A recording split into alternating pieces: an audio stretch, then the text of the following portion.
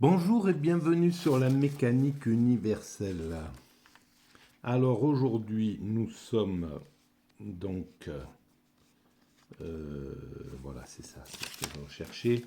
Alors nous sommes le lundi 31 octobre 2022 et je continue ma lecture naïve, oh mince, ma lecture naïve de cet ouvrage de Abraham Cohen, le Talmud. Voilà. Et je me suis intéressé principalement pour l'instant au dernier chapitre finalement, l'au-delà. Donc le Messie. Et puis là, je vais lire le chapitre Le monde à venir. Alors c'est en lien avec le site que je développe sur mécaniqueuniverselle.net et selon lequel l'humanité est destinée à atteindre son ultime perfection. L'ultime perfection, c'est la paix universelle, c'est l'accession à... Voilà, l'humanité est complètement construite, mais de façon parfaitement écologique, parfaitement... Voilà, elle pompe plus sur la planète, elle est... Voilà, et l'homme a réglé ses problèmes psychologiques, l'humanité a réglé ses problèmes psychologiques, l'homme n'est plus un loup pour l'homme, etc. Donc, il y a la paix et l'amour universel qui s'est posé sur cette planète. Donc, on va vers cette direction, selon ma théorie. Voilà, c'est ce que j'essaie de démontrer de façon pragmatique en disant nous étions à un point A, nous étions des primates naturels, nous sommes des hommes constructeurs et nous allons vers l'humain abouti. Si on trace une ligne entre notre point de départ, le point de la naissance de l'humanité, le moment où nous sommes avec toutes les évolutions que nous avons fait jusqu'à présent, et si on continue toutes ces évolutions, ce type d'évolution, c'est la maîtrise du comportement, la maîtrise de l'environnement, la maîtrise du questionnement. C'est les trois grandes lignes sur lesquelles on travaille. Et si on prolonge ce travail, parce qu'il n'y a aucune raison de l'interrompre, et je ne vois pas comment une société pourrait dire bon, on arrête l'évolution, on arrête d'améliorer cette humanité, d'améliorer le droit, les lois, le fait d'empêcher l'homme de s'affirmer au détriment de ses congénères, etc. Voilà. Il n'y a pas de raison qu'à un certain moment de l'évolution de l'humanité, les hommes disent on arrête, quoi, on revient en arrière, ou je ne sais pas. Donc, à mon sens, il n'y a pas de raison. Et donc, si on prolonge tout ce travail, on arrive à un moment où on aura atteint notre ultime perfection. Voilà. Alors, le monde à venir, dans le chapitre 3. Voilà, donc je lis et puis je dis naïvement comment j'interprète les choses. On distingue une divergence très nette entre l'eschatologie des rabbins les plus anciens et celle qui s'exprimera plus tard. Les premiers identifiaient l'ère messianique au monde à venir. Le Rédempteur promis mettra fin à l'économie existante. Il inaugurera celle qui n'aura pas de fin et où les justes mèneront une existence proprement spirituelle, libérés des entraves de la chair. Alors, voilà, et c'est là où il y a de la magie dans les livres sacrés, et tous les livres sacrés.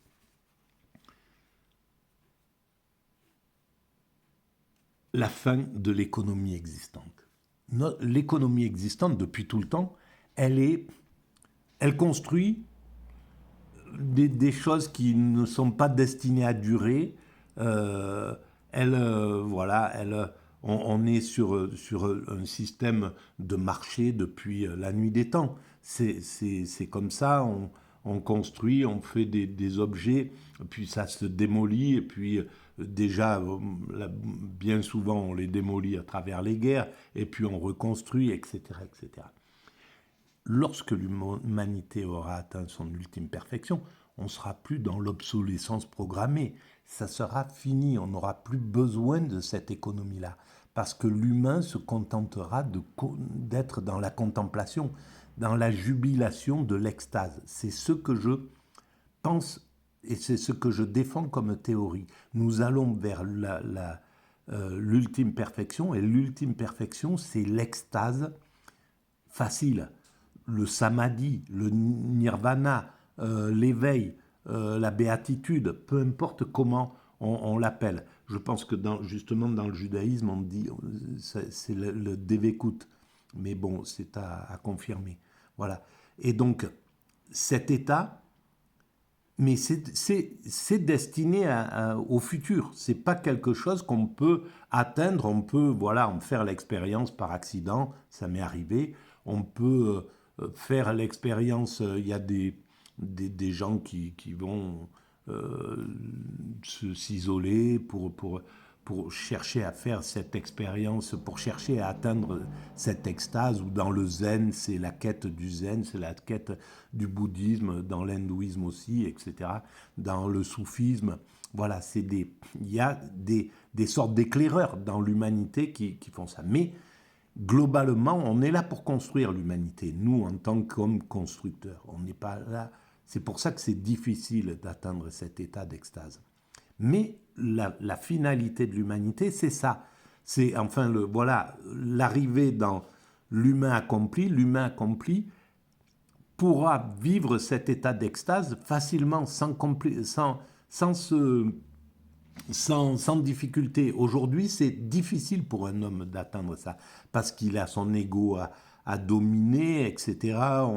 On est inclus dans la vie, on doit construire, etc. C'est très compliqué pour un homme, à part accidentellement, d'atteindre cet état d'extase. Mais cet état d'extase est quelque chose d'extraordinaire. Quand on l'a vécu, et je pense que beaucoup ont fait accidentellement, ou même pour quelques secondes, quelques minutes, l'expérience de cet état-là. Il y a quelque chose d'incroyable là-dedans. On est au contact de l'ensemble, on est dans l'immédiat pur. Le cerveau ne se projette plus dans le futur, ne fait plus référence au passé, etc. Et donc, c'est un état extraordinaire, un état qui dépasse la mort, etc. Je l'écris sur la mécanique universelle. Donc, je vous renvoie à la lecture de la mécanique universelle. Donc, l'économie existante sera dépassée. Les choses seront sans doute gracieusement offert à l'ensemble des êtres humains. On sera peut-être, voilà, ça sera un monde de nomades, un monde de gens qui iront à la rencontre les uns des autres. Peu importe, je ne sais pas comment ça peut se concrétiser, on ne peut pas l'imaginer. C'est quelque chose qui attend l'humanité dans quelques siècles, je pense. Voilà. Donc on ne peut pas plus imaginer comment sera le monde dans quelques siècles que il y a 4 siècles ou 3 siècles, les hommes pouvaient imaginer qu'on aurait Internet, qu'on aurait des véhicules, qu'on vivrait avec des TGV, des avions, etc. Voilà, qu'on aurait des cuisinières électriques, voilà. C'était pas possible pour eux. Nous, c'est pas possible de nous projeter vers cette finalité. Déjà parce que elle est presque anxiogène un peu. On peut pas. Nous, on aime la castagne. On aime que la vie ait du peps, quoi. On aime avoir voilà, que ça soit pas simple, que ça soit un peu compliqué, etc. On a un petit peu cette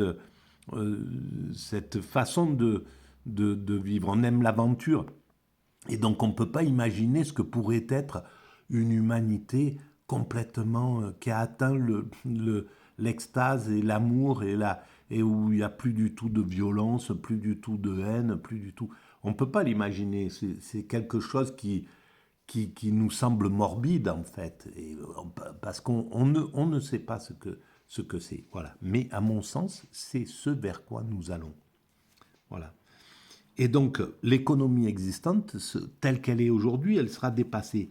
Il inaugurera, il inaugurera celle qui n'aura pas de fin. Donc, on sait construire des choses qui s'abîment jamais, quoi. C'est très, et on saura le faire. Ça sera une économie qui n'aura pas de fin. Il n'y a pas de, c'est la fin.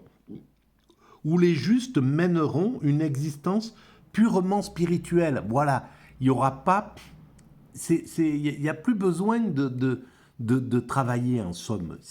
Et on dépassera cette étape-là où nous sommes en train de construire, etc. Toute cette étape sera dépassée selon moi. Voilà, je vous recommande toujours de bien comprendre que c'est un point de vue parmi d'autres. Voilà, c'est mon travail, c'est la façon dont je réfléchis. Mais voilà, il faut garder son libre arbitre. Libérer des entraves de la chair. Voilà. Et pourquoi? Parce que dans l'extase, c'est au-dessus, la sensation, le plaisir qu'il y a dans l'extase, c'est au-dessus du plaisir sexuel, le plaisir de la chair. C'est au-delà de tout ça. On est dans cette semaine d'extase que j'ai vécue, au tout début de la mécanique universelle, donc il y a 20 ans environ, je n'ai pas compris dans quoi j'étais tombé. C'est venu accidentellement et c'est quelques mois après que j'ai réalisé ce qui s'était passé et que j'ai commencé à analyser cette chose-là. Dans cet état-là, c'est au-dessus du plaisir. C'est un peu comme si le plaisir de la chair, voilà, le plaisir sexuel qu'on a quand on atteint l'orgasme, l'extase. C'est cette sensation-là qu'on ne peut pas arrêter dans la vie ordinaire. C'est cette sensation qui perdure tout le temps. Au lieu que ça soit une fraction de seconde, on est dans... Le corps ressent ça, c'est-à-dire il est irisé dans cet état de plénitude, de jouissance absolue, mais permanente. C'est pas, voilà, comme dans la jouissance sexuelle, c'est un flash et puis ça tombe et puis voilà, ça doit, on, on se retrouve dans un autre état. Là, on est dans cet état-là. C'est pour ça que je dis sur la mécanique universelle, la jouissance sexuelle, c'est une publicité pour l'extase spirituelle. Et c'est pas pour rien que l'humanité, que la vie, le vivant soit, que le moteur du vivant soit actionné en grande partie par cette quête d'atteindre cette jouissance sexuelle. Et voilà pourquoi c'est le moteur du vivant chez nous, chez nos frères primates, chez les autres, etc. Il y a quelque chose qui nous pousse, qui nous conduit vers cette chose-là. Et pourquoi comment se fait-il que l'extase soit ça, mais de façon totale, et c'est-à-dire sans le problème de cette jouissance qui monte, qui descend, enfin voilà, c'est autre chose. Là, c'est quelque chose de complètement zen. Bon, voilà. Donc, libérer des entraves de la chair, parce que dans cet état d'extase, il n'y a plus d'ego, c'est fini, plus de... L'ego est anéanti. On n'a plus... voilà, on est dans cet état d'extase. Donc, dans l'état d'extase, on est libéré de l'entrave de la chair. Les docteurs plus récents, donc les rabbins les plus récents, considérèrent la période messianique comme intermédiaire entre ce monde et le monde à venir. Voilà. Bon, peut-être, voilà, c'est peut-être ça, c'est peut-être l'autre. Mais ils admettaient unanimement que cette vie en précède une autre plus haute. Donc, une autre vie. Ils eussent tout accepté la déclaration que voici. Ce monde ressemble à un vestibule ouvert sur le monde à venir. Préparez-vous dans le vestibule, mettez-vous en mesure de pénétrer dans la grande salle. Abbot 4, 21. Mais que verront, qu'éprouveront ceux qui auront ce privilège? Les voyants d'Israël eux-mêmes n'en ont pas possédé la révélation. Alors, moi, je pense que c'est universel.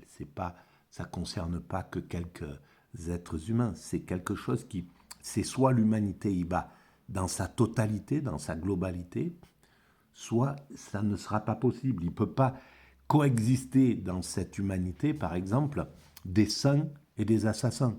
C'est pas possible, parce que quand on a atteint un état d'extase, on est vulnérable, on est, voilà, on est dans un état, on n'a plus de velléité, on n'a plus du tout de... Donc il faut que l'humanité dans son ensemble parvienne à cet état-là d'extase. Voilà comment je le pense. Mais que verront donc les voyants d'Israël eux-mêmes n'en ont pas possédé la révélation. Chaque prophète n'a prophétisé que pour les jours du Messie. Mais voilà, c'est ça. Il y a des choses qu'ils n'ont pas pu comprendre à cette époque-là, c'était légitime. En ce qui concerne le monde à venir, aucun œil n'a vu ce que Dieu, et nul autre que lui, fera pour celui qui s'attendit à lui. Ésaïe 64. Voilà. On ne peut pas comprendre tout de ces choses-là. Tout Israël se réunit auprès de Moïse et lui dit « Maître Moïse, dis-nous quelle bonté le Saint unique, béni soit-il, nous accordera dans le monde à venir. » « Je ne sais que vous dire, répondit-il. Soyez heureux de ce qui vous est préparé. » Siffré Deutéronome. Voilà. En fait, il faut juste être confiant. Mais c'est le principe de tous les spirituels du monde. Voilà, sur les 8 milliards que nous sommes, 7 milliards 900 millions sont spirituels, sont liés au spirituel. Il y a pas, on n'est pas, c'est la généralité du monde. Et tous sont confiants dans ce monde. Et c'est ce qui fait que ce monde, et si c'était un monde daté, on serait désespéré. Pourquoi ne pas partir dans la cruauté pour assouvir son plaisir? Pourquoi ne pas abuser des autres pour jouir le plus vite possible? Et puis on s'en fout, puisqu'il n'y a rien avant ni rien après. Voilà. Donc il n'y a pas de... L'athéisme n'est pas une voie, c'est un moteur de l'évolution, comme le mal est un moteur pour développer le bien. L'athéisme est un moteur pour avancer vers la spiritualité. Il fallait cette période ultra-laïque, ultra-athéique, il fallait cette période, il la faut, peut-être elle doit encore perdurer, cette période est nécessaire pour l'évolution. Voilà, elle a son sens, mais ça n'est pas la finalité. La finalité est spirituelle. Malgré cette réserve, les docteurs ne se privaient pas de décrire l'au-delà à leur manière. Leurs réflexions sur les problèmes de la vie les obligeaient à postuler un monde nouveau où les iniquités de l'économie présente seraient réparées et où la justice divine resplendirait intégrale. Voilà. Et c'est cette sensibilité que ressent la communauté juive, justement, et tous les sensibles du monde, en réalité. C'est ça, cette sensibilité devant l'injustice, les iniquités de l'économie, du système, etc. C'est un moteur pour travailler, pour le faire évoluer. Voilà. Et ça, c'est quelque chose de très important, et depuis longtemps. Voilà, c'est tout le temps, c'est un des moteurs. Le sentiment d'injustice, la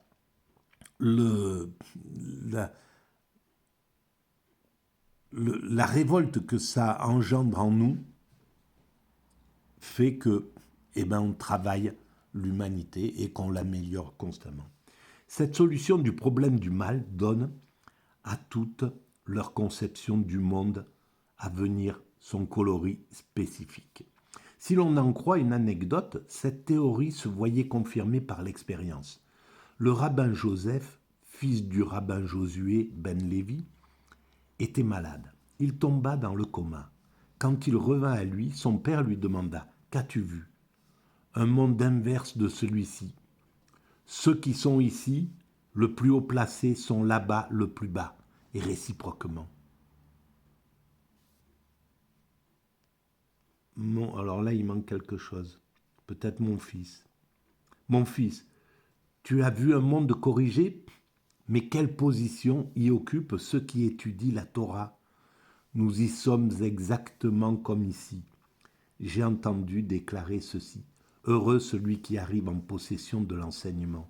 Et j'ai de plus entendu dire qu'au martyr est conférée une dignité inaccessible à tous les autres.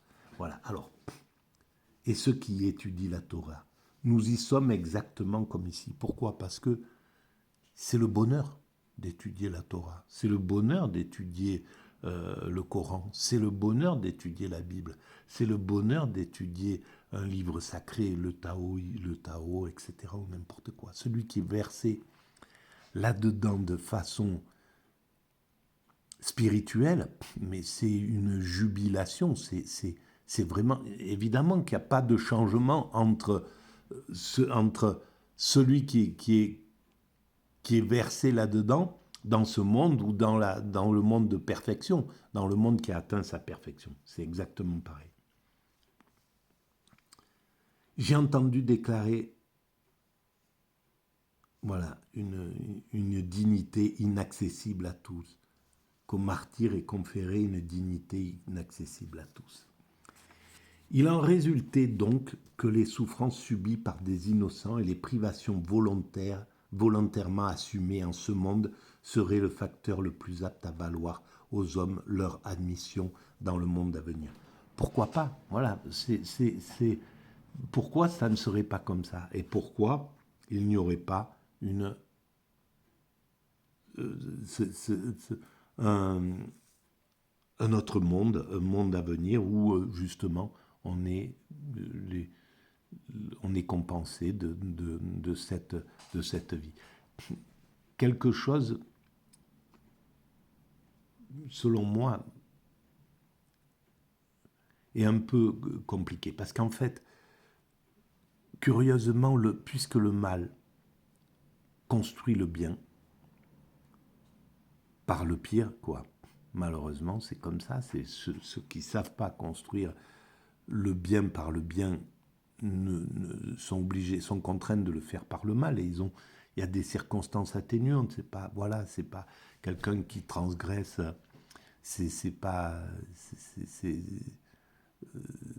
Voilà. C'est pas aussi simple que d'aller lui jeter la pierre et lui dire que c'est qu'il n'est pas humain ou j'en sais rien.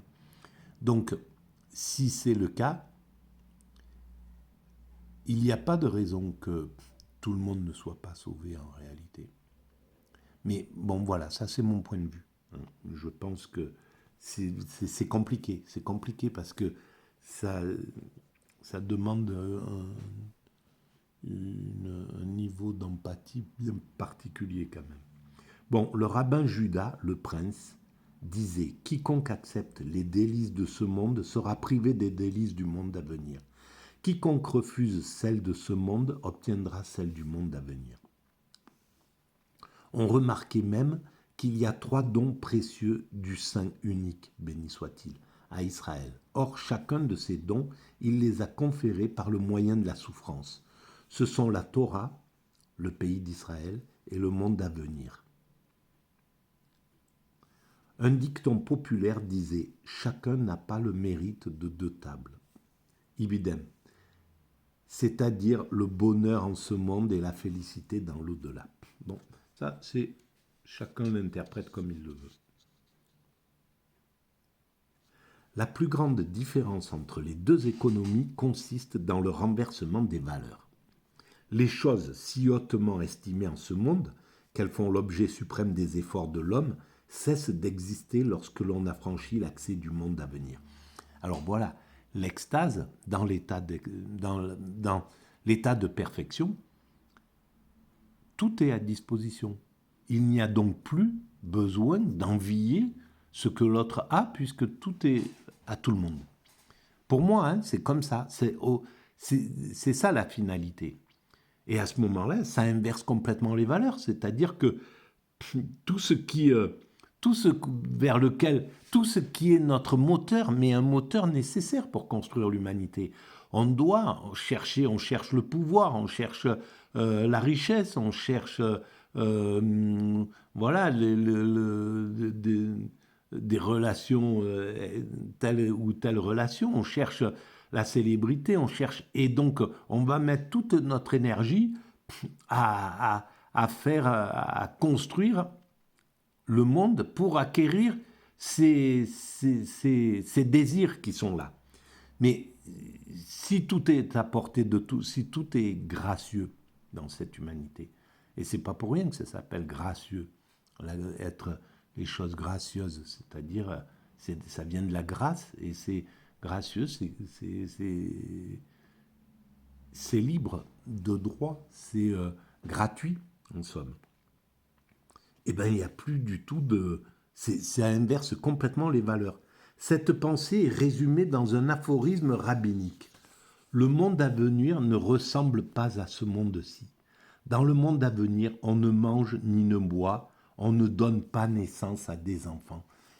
Mais ça, c'est extraordinaire. Alors moi, je découvre en même temps que je lis cet ouvrage. Ça, c'est vraiment incroyable. Parce que j'ai dû y réfléchir justement à ça. Déjà dans l'état d'extase, on n'a pratiquement plus besoin de manger. C'est quelque chose que j'ai remarqué dans cette semaine d'extase. Je me contentais d'une portion, mais infime. Et je passais des heures presque à mâcher, à succuler chaque bouchée. C'était un plaisir. Chaque bouchée, c'était de la jouissance. C'était quelque chose, un état. Et je me rappelle que je mangeais des steaks de soja, un steak la moitié d'un steak de soja avec une feuille de salade. Et c'était suffisant. Mais pourquoi? Parce qu'on ne perd pas d'énergie dans cet état-là. On est à un rythme de lenteur absolue dans l'état d'extase. Donc, dans cet état-là, on n'a pas de perte d'énergie. C'est pour ça que je dormais 2 heures, 2-3 heures par nuit. On n'a pas, voilà, c'est l'énervement, c'est toutes ces choses-là qui font qu'on perd de l'énergie. Là, dans cet état-là, il n'y a aucun souci. C'était une paix intérieure, mais absolue. Il n'y avait aucune crainte, aucune angoisse, aucune peur. On était, voilà, le souffle de l'air qui caressait mon corps, ma peau, c'était de la jouissance. Respirer, c'était de la jouissance. Marcher, c'était de la jouissance. M'asseoir, c'était de la jouissance. Boire, c'était de la jouissance. Bref, tout était à cet état-là de jouissance. Et donc, on n'a presque plus besoin de manger ni de boire finalement. Et sur la mécanique universelle, je relève des psychologues du 19e siècle.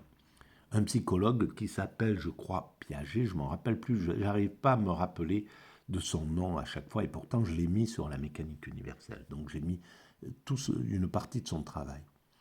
Et il a étudié les cas d'extase. Et donc, sous la forme de la pathologie, parce qu'au 19e siècle, et même maintenant encore, on le voit sous la forme de la pathologie. Et donc, c'était je ne me souviens plus comment elle s'appelait, Madeleine, bon, bref, c'était une de ses patientes, elle était dans un hôpital, et donc de temps en temps, elle tombait dans l'état d'extase, et elle se contentait de sourire, elle n'arrivait plus à parler, parce que c'est laborieux de parler quand on est dans cet état-là, moi c'était exactement ça, et elle se contentait de dire que tout allait bien, que tout était parfait. C'est exactement ce que j'ai fait, comment j'ai vécu cette semaine. C'est ce que je disais quand je croisais mon fils. Ne t'inquiète pas, tout est parfait, etc. Et je parlais lentement comme ça. Et lui me voyait, il ne comprenait pas vraiment comment ça se fait que j'étais plus du tout dans cette agitation classique qui me caractérise. Et donc, elle est comme ça. Et donc, alors évidemment, elle a plus besoin d'aller aux toilettes, etc., puisqu'elle mangeait pratiquement pas, quoi, pendant, ça a duré une semaine, son état d'extase. Et donc, elle était... Alors, voilà, tout ça, c'est des choses que l'humanité aura à résoudre très certainement. Comment, malgré tout, il faut que les organes fonctionnent, etc. l'humanité réglera ce problème-là de l'extase. Et donc, on n'aura certainement plus besoin de manger, de boire, au moins comme on le fait aujourd'hui. Ça sera vraiment autre chose. On ne donne pas naissance à des enfants, mais regardez ce que la science est en train de faire. On est en train de sortir du fait de donner naissance aux enfants par la voie classique, par la voie ordinaire. C'est quelque chose que l'humanité cherche là, elle travaille, elle réfléchit, etc. Qu'est-ce qui va se passer dans 100, dans 200, dans 300 ans? Comment se pratiquera ces choses? Qu'est-ce qui sera pratiqué pour que l'humanité continue à vivre, etc. On ne le sait pas, mais regardez la voie vers laquelle on va. Alors après, on peut critiquer tout ça, on peut en avoir peur, on peut dire, il y a tout un tas de choses. C'est pas pour rien qu'une femme enfante porte un enfant dans son corps, etc., qu'il ressente, qu'il soit au contact du cœur, du sang, de tout ça. Il y a quelque chose de magique et de divin là derrière. Alors après, voilà, moi je pense que tout ça sera compensé, sera compris, sera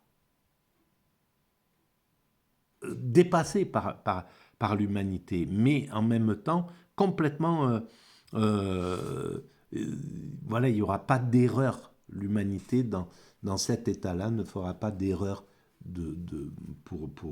qui pourrait maltraiter les enfants ou quoi que ce soit. Donc, on ne pratique aucune transaction. Mais c'est incroyable.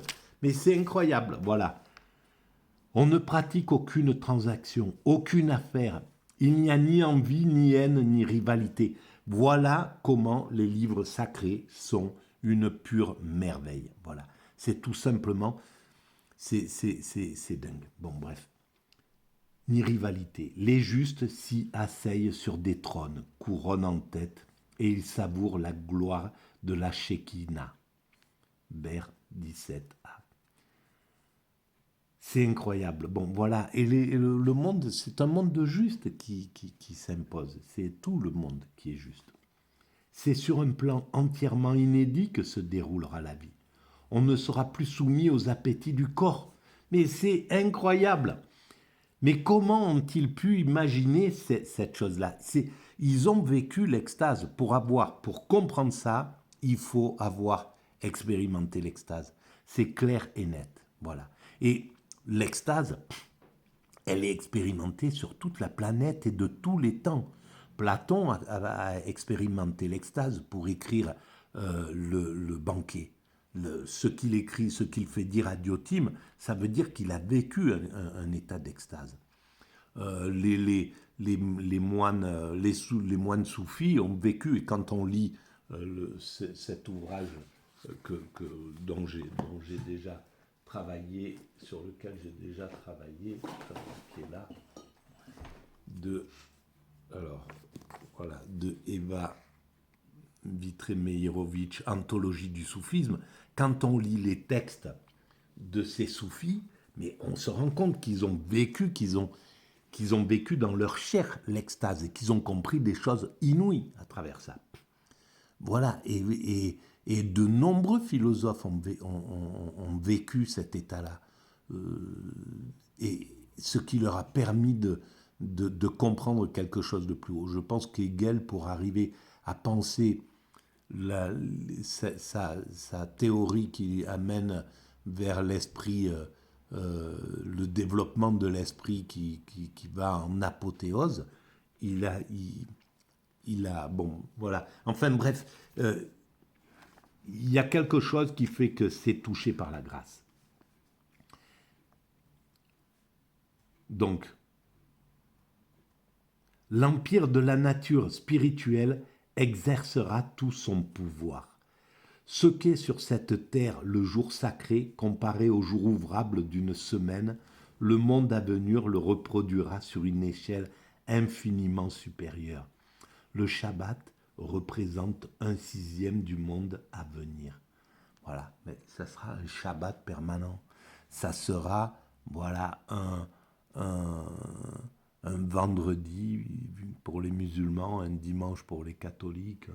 Tous les jours de la semaine seront dans un état de fête, comme voilà, c'est ça en définitive, un état d'amour, un état de plénitude et de bonheur. Voilà comment je sens les choses.